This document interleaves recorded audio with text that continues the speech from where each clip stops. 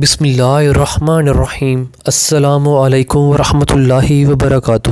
محیط info channel کی طرف سے آج میں اپنے دوستوں کو چہرے کی خوبصورتی کا وظیفہ بتاؤں گا۔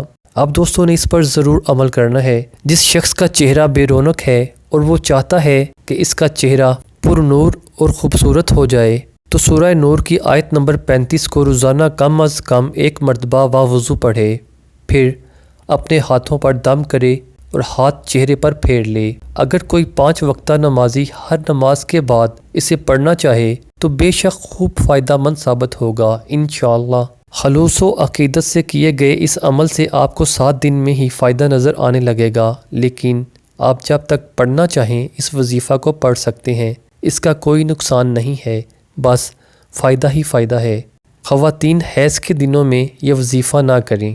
اب دوستوں نے اس وظیفے کو آگے ضرور شیئر کرنا ہے اور میرے اس چینل محیط انفو کو بھی سبسکرائب کر لینا ہے۔ السلام علیکم ورحمۃ اللہ وبرکاتہ۔